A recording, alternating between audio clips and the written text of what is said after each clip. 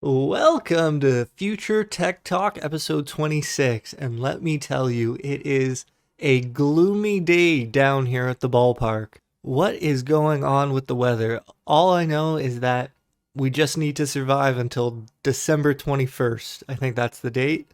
And then the days will get progressively longer from there. But honestly, I have such a hard time when it's bad weather, gloomy weather, gray weather for like 5 days at a time.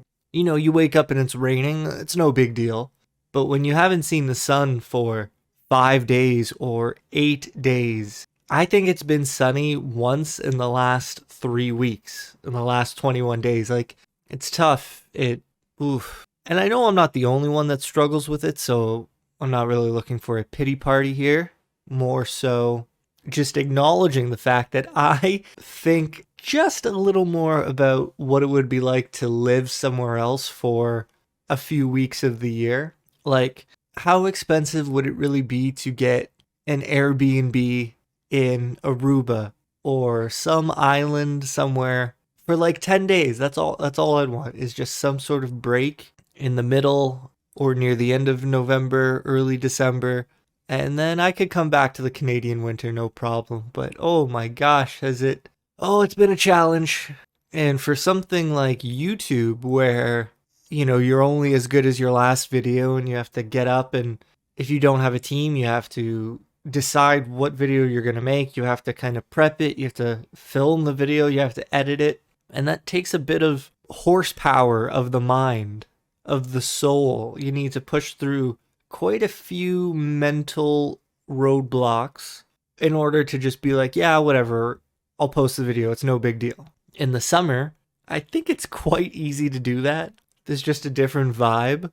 But in the winter, like, I'm looking out at the sky right now, it is white, like an off shade of white. It is so, it's not really gray today. It's like a foggy white, and it's just the opposite of life. Like, where's the blue sky? It's definitely hard to push through the YouTube game when the weather is like this. I think everything just makes you second guess yourself. Even unconsciously, it's just like at the front of your mind. Maybe I should invest in some of those fake windows that, workplaces have, where you can just get like an ocean view for your office. I wonder if they would actually work. If the quality of the screen was high enough, even if you knew it wasn't real, do you think you could trick your brain? Probably. Speaking of things not being real, how about these new AI influencers? I'm sure you have noticed them at this point because Instagram does seem to recommend them. Actually, I don't know if I've ever seen one in the wild. I'll usually just see people post about having seen these in the wild, but some of them do have quite a few amount of followers. Even though these accounts look legit, even though the pictures look, 99.9% real, and it is the same woman in each of the photos, there is something that looks slightly off. And unfortunately, or fortunately, depending on how you look at it, we're at the moment of time, the last moment of time where you'll ever be able to tell. 1 year ago, yes, super obvious. Now, our brains are just holding on to the slightest thread of recognizing something that isn't real. Eventually, it's going to go away. I think the AI will get better at being able to bake in imperfections. Because right now, I think a lot of these AI models, the literal subject, the model, the woman, they are too perfect. Everything is just like slightly too shiny. And I think that they could probably work towards how regular Instagram models photograph themselves, something like that. But what I find so fascinating, and something I really didn't see coming, but maybe that's, my fault in some way, is AI influencers taking jobs from real influencers. Like, why would a company ever pay money to a human to advertise their product to people when humans are so volatile?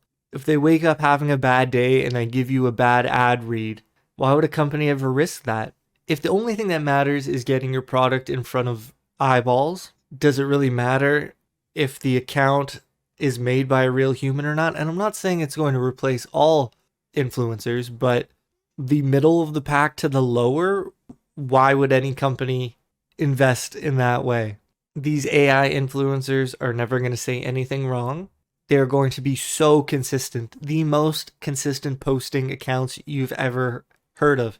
They could post every hour on the hour a brand new picture. There's no production costs. I mean, very little.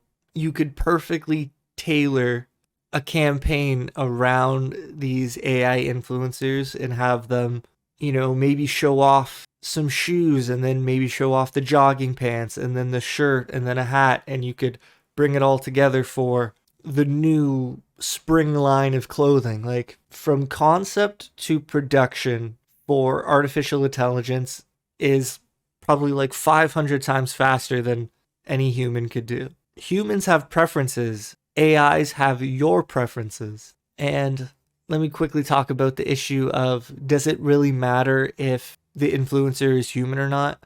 One, a lot of people can't tell the difference. I mean, I think I can, I'm pretty sure I can. Obviously, you wouldn't know if you were tricked, you know what I mean? Like, if there was an account out there that was not human and you never knew, then you know what I'm trying to say. But I still think that I can point out, if you showed me two images, I think I could tell you which one was actually a human.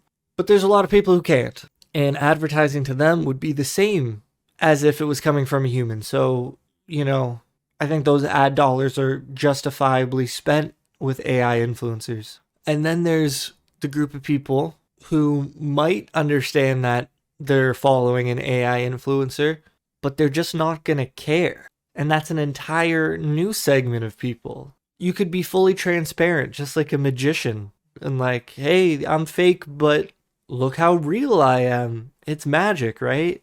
You can sign up for $4.99 and I'll make you a personalized video. And you just prompt in some words and have this AI talk to her fans as if she's real. Even if the people know that she's not, for $5, your brain probably won't care.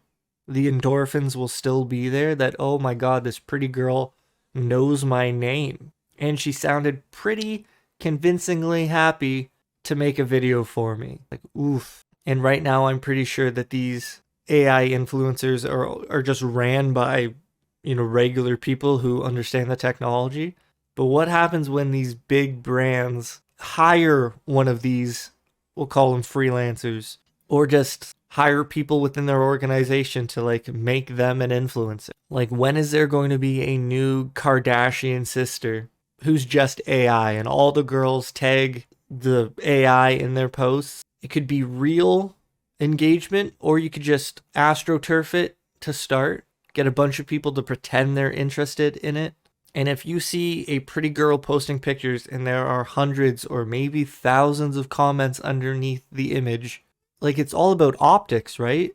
And companies will pay for eyeballs. Like, I never thought that influencers would go the way of the dodo bird, but with the technology progressing, like, why would a company ever risk working with a human again? Like, these companies are going to create the perfect influencer, and then they'll all just like pay each other. Like the Vogue influencer, like Vogue will pay the Red Bull influencer, and then Red Bull will pay the Cosmopolitan influencer. Like, I think all of these brands will just have either one or a team of AIs to progress their brand digitally online. And these AIs will make meme pictures and meme videos and do funny little dances. And with the way the technology is progressing, like, all you need is a human to mimic the dance, and then really soon,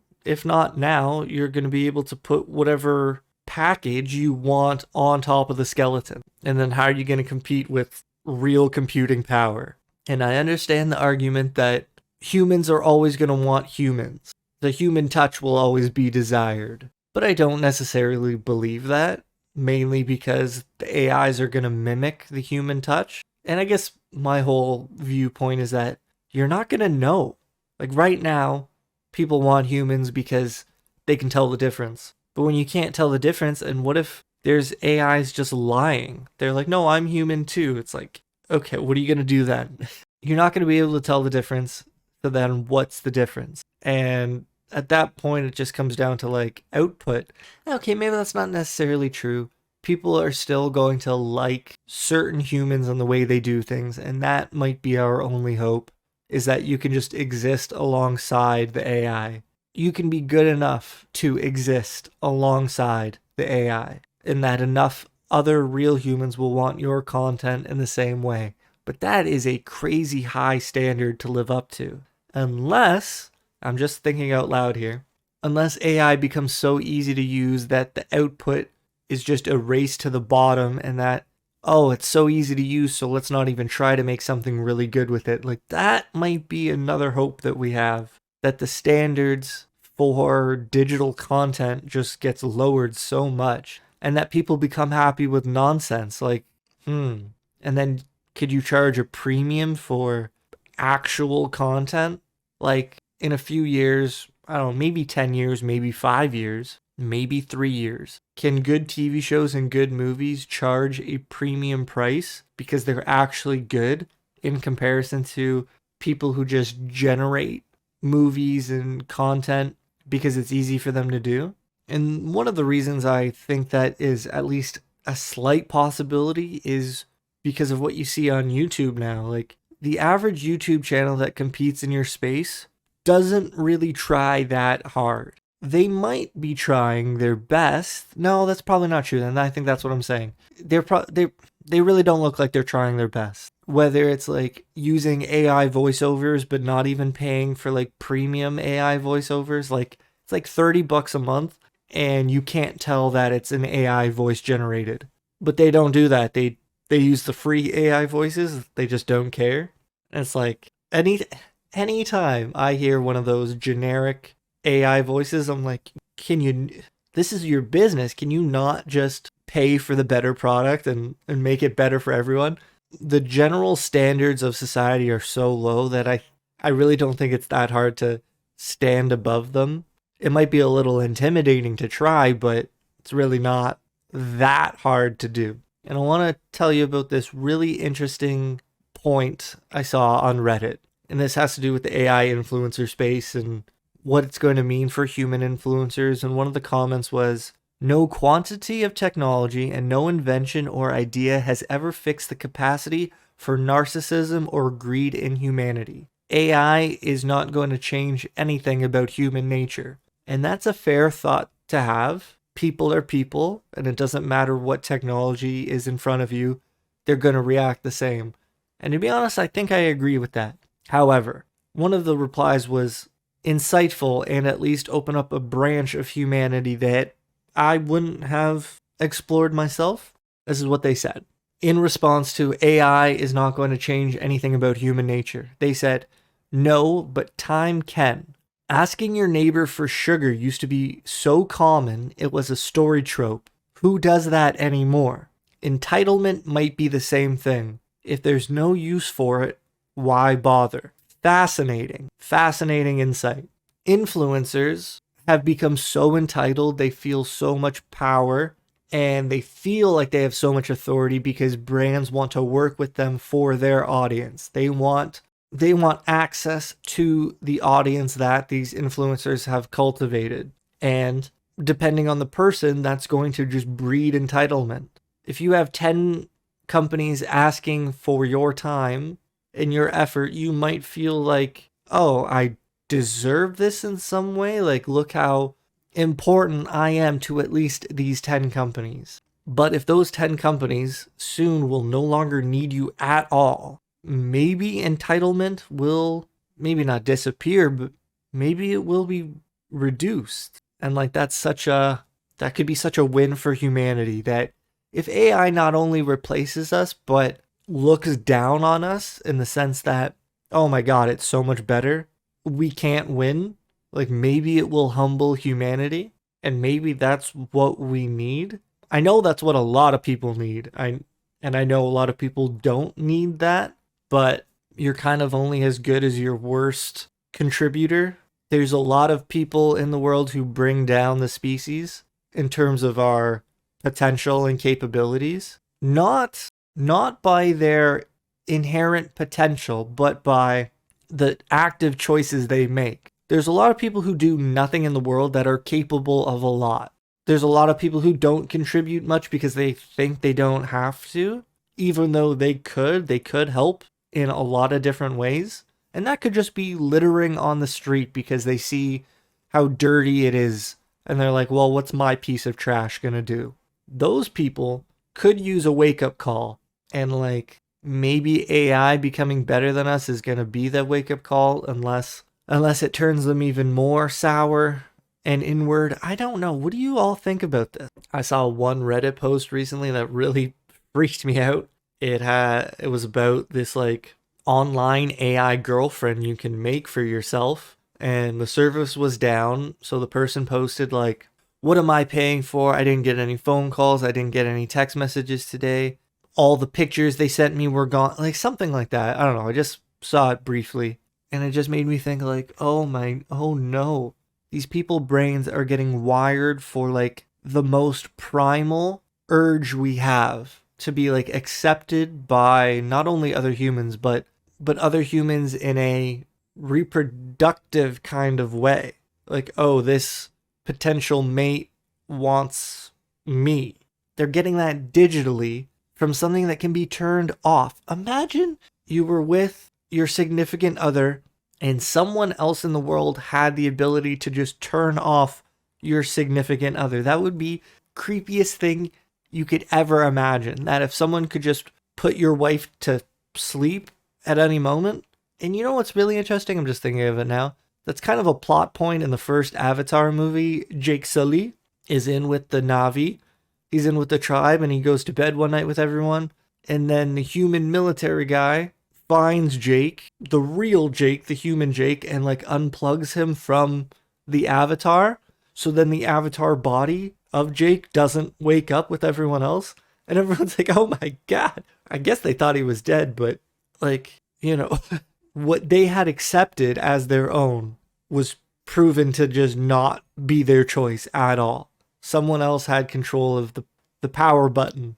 And humans right now, current day, as I'm speaking, are developing relationships with something digital that mimics one of the probably the oldest brain patterns we have. And the result of those pathways can be taken away from you at any moment. If you miss a credit card payment, your wife, your husband is gone. And I'll be completely honest, you know, I understand this from a male perspective, and that's kind of how I read all of these posts. And maybe it's just like a survivorship bias thing that you see more about men dating fake women than you hear about women dating fake men. So I can't speak to how a woman would treat a digital man, but I know that guys are not like the way a guy can obsess with a girl, whether that's on OnlyFans or just Instagram comments or Twitch celebrity chat.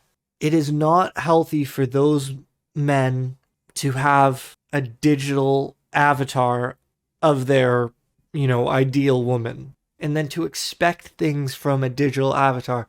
And then what if there are server issues and you can't get a hold of your fake wife? If you were working in an office, like, you're going to see literal human beings break down because they can't get a hold of someone. And then you're going to like, oh my God, is everything okay?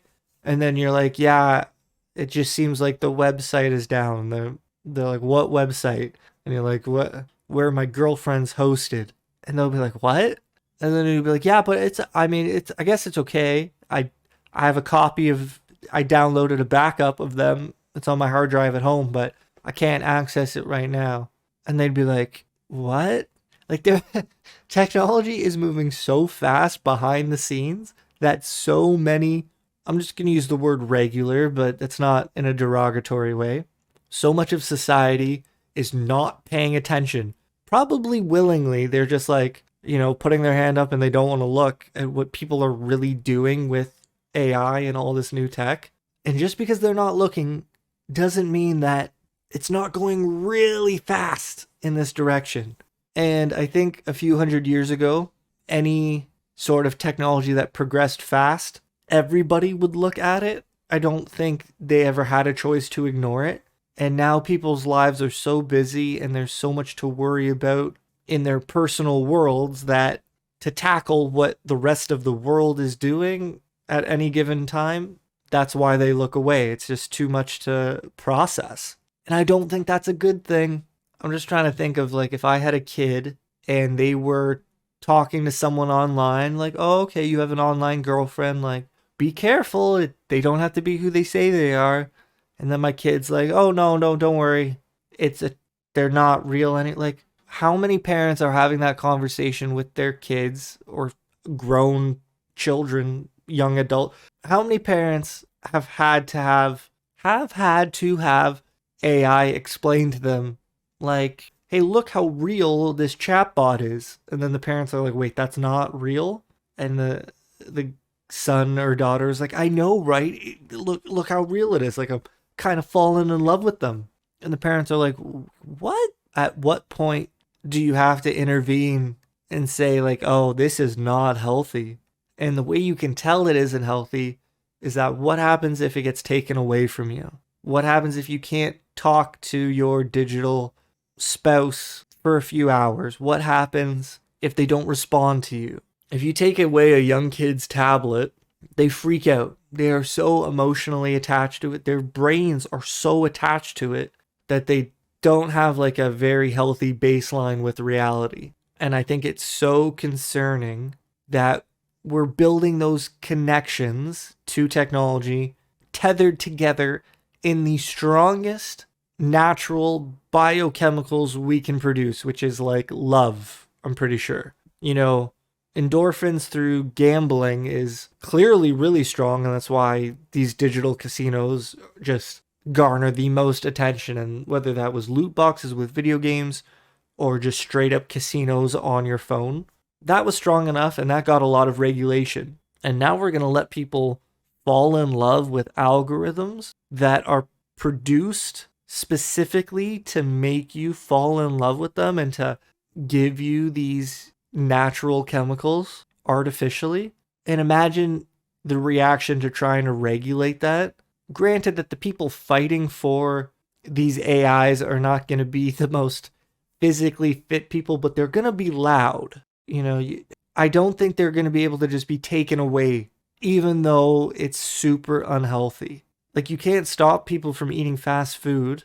They've tried, with the sugar tax. I think New York had it, where like soft drinks in fast food places were just like super expensive just to decentivize people from buying them. Do you have to make AI girlfriends super expensive, but then you're not really targeting the people who would want them anyways? Like, what is going to be the answer? And I know I'm just talking in circles, but this is kind of my therapy for that. Because one, who else am I going to talk to about this with?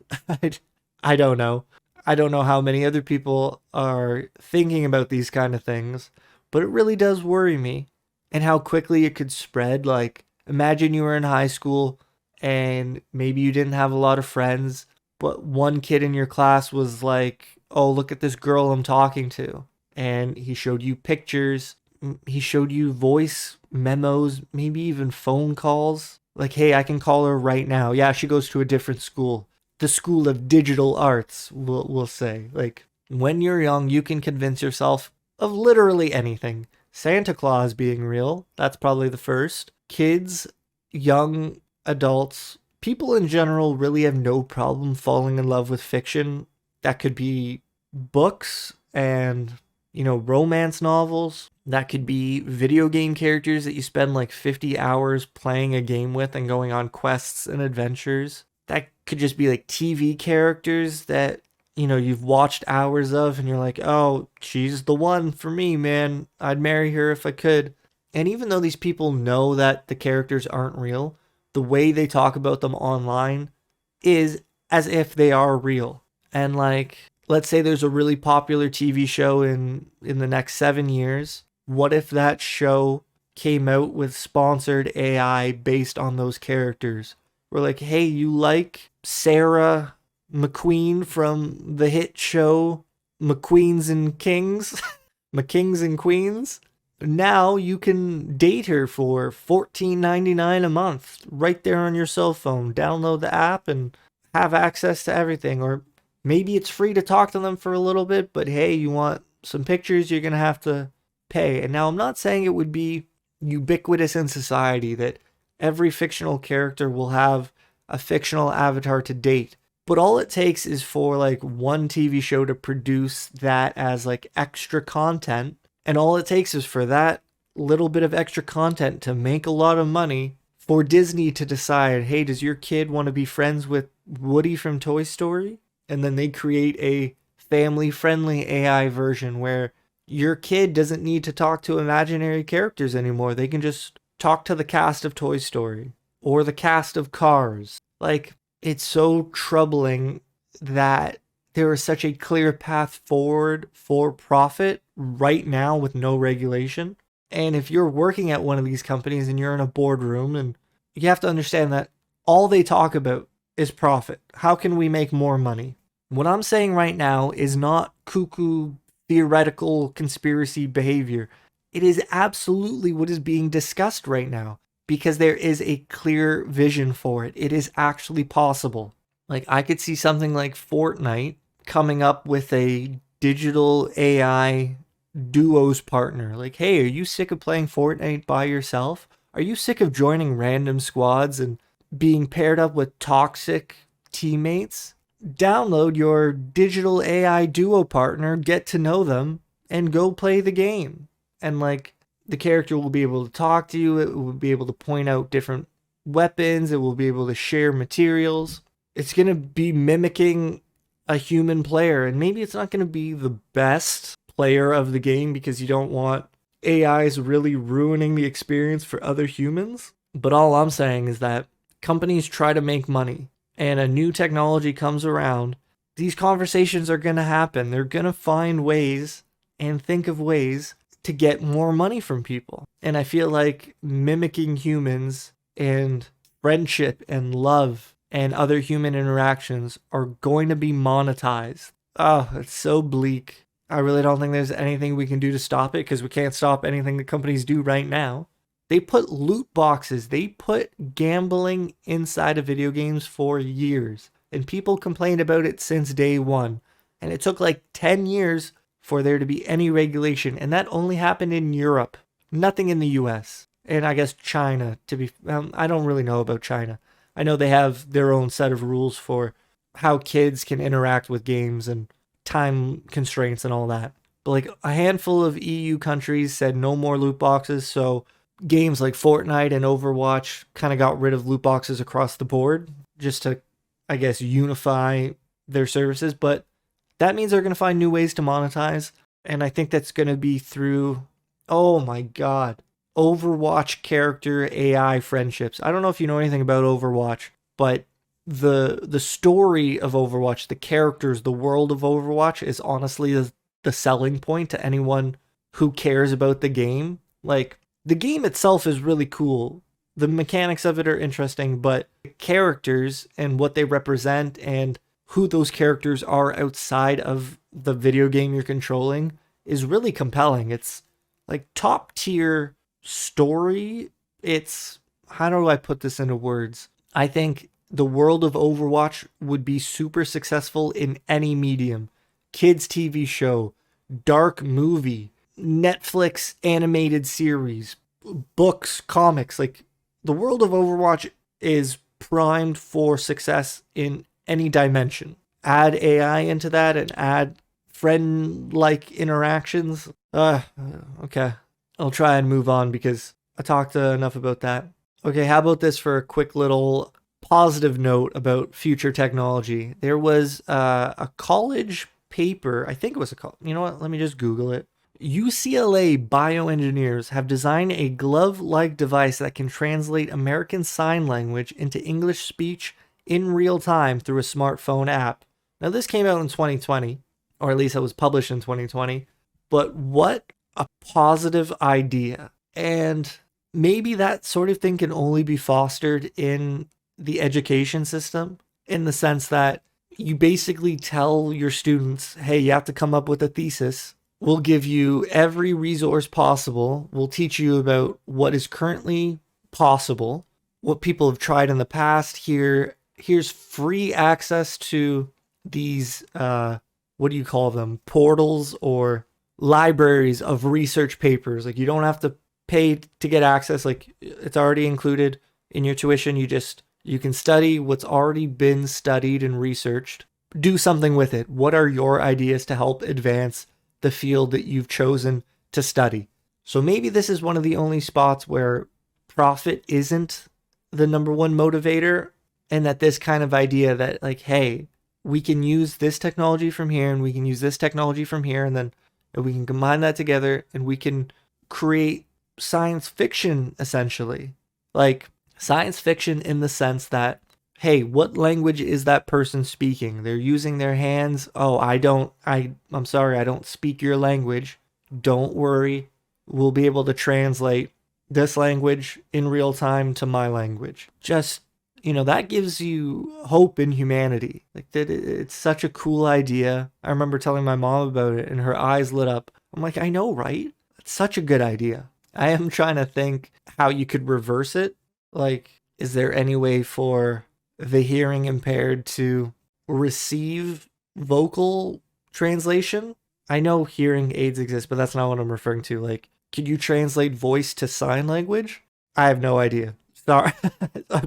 I can't come up with anything. I really don't know. Like, maybe some sort of augmented reality thing that maybe if you had glasses on and someone was speaking, you could see these sort of like 3D mesh-like gloves, like sort of the framing of a hand, and have those hands be positioned in real time to what the person is saying. Kind of just like when you see a person doing sign language for a concert and they're just at full speed signing the words to the lyrics. Maybe you could have, with just like the tiniest bit of latency, in the same way someone would read subtitles, maybe you could just have the frame of hands sign what they are hearing in real time. That seems possible. Anyways, just wanted to highlight that as something that was fascinating to hear about on the more positive side of things. Okay, let me ponder about this for a minute here. Why have they made ChatGPT worse at things? And I guess the only concrete example I have of this is how GPT doesn't really want to code for you anymore. When it first came out, people were coding games and all kinds of different things. And now you'll see a lot more posts about GPT not wanting to do the task for me. Like, hey, I asked it for help and it just kind of told me what to look for. Like, it will no longer do what you need. It'll help you do what you need. It's much more like a tutor rather than an assistant in some cases. And I really wonder why. If you were making a product, if you made a product that was magic, the perfect personal assistant that in the metaphorical sense of things was beneath you. Now, I don't mean in any sort of value proposition way or importance of life, anything like that. I mean literally. Okay, maybe literally is not the right word. I mean, you're in the middle, you're doing a job, you're going to delegate tasks with GPT, you're going to delegate to someone beneath you, like, hey, I need this piece of code written. Or maybe you're the CEO and you're telling everybody what you want. You're Steve Jobs and you want that music in that phone right now. I want all my albums to be played on this little rectangle. Get it done. Shout out to Bill Burr for that joke. So the AI was beneath you in that sense. You wanted code, you knew what you wanted, you delegated the task to somebody beneath you. Why has OpenAI begun to position the AI as something above you, to where you tell them what you need and they're like, oh, well, no, I could, but you could too, and here's how you would do it. I think that is a huge difference in value proposition, marketing. Like, is this AI, is GPT the perfect teacher to have in the room with you to help you and help you navigate, to hold your hand? Or is it the perfect assistant to get things done faster for you? Those are two completely different things. And I would understand the battle between those two from the very start. But once it was launched and it was a really good assistant, why is there any change? Why would they slowly begin to morph it into something that would check your work rather than help you do the work? Is it just from the backlash of like, oh, art generators are stealing work from real artists, and oh, if you didn't have to work hard to make it, then it's not real art? Like, I don't know why there is pushback for making things easier, and I don't know why the company itself that made the product agrees with it in some way, in the sense that, yes, doing your job shouldn't be that easy. Hey, you want to write an email? I'll tell you what you could write. Like, no, write the email for, like, why? I just can't believe the personality of GPT has, sort of transferred positions within itself. Why would they make it worse at things? If I wanted to make a video game, keep it super simple, let's say a version of tic-tac-toe that maybe had a couple extra columns and rows, and maybe had a different rule set, that maybe there were like special spaces on the board that had secret power-ups. So once you selected it, sort of like Jeopardy, oh, you found the daily double, you found the power-up boost where you can now take a second turn, or yada yada yada. Why can't I just tell it to, like, why won't it do it? Why will it tell me how to do it? And what's the point of slowing down that sort of progress? Is it really just about not wanting things to be too easy? That does not make any sense to me. It would have made sense 5 years ago, but now that now that it's possible for the thing to do it, and that it's just refusing, because more than likely because of human involvement behind the scenes, humans telling the AI to not do certain things. Like, hey, even if you can, and even if the person asks, you should say no.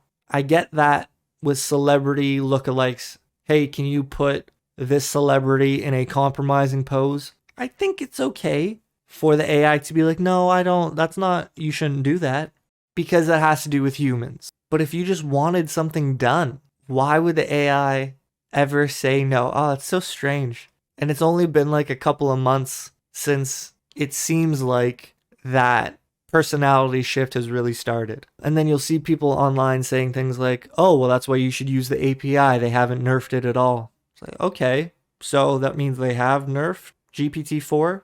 What people are paying $20 a month for is now acting like your teacher rather than an assistant? That is such a strange move. Why would they make their product worse? Was it too powerful? Were too many things getting done? Who cares? If you, again, it's only because it was already possible. That's pretty much all I have to say about that, but I'd love to hear from you. Okay, is there anything else I can talk about here? All right, I'm not a geologist. I know that might surprise some of you, and I don't even know if geology is the right field of study for what I'm about to say. But is it really responsible, or should I say, is it irresponsible for most of the smartest people in the world to be located in one place, Silicon Valley, where you're on the coast next to not the most stable of things, which are oceans, and there's a fault line in California? Like, again, that's why I said I don't know if geology is the right way to phrase it, but I'm pretty sure the understanding is that the San Andreas fault line will have an earthquake at some point.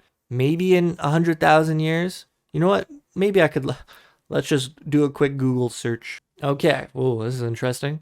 As such, recent predictions limit the possible maximum earthquake magnitude along the San Andreas fault system to 8.0, although within a 7% probability estimate that such an event could occur in Southern California in the next 30 years. Over the same period, there's a 75% chance of a magnitude 7.0.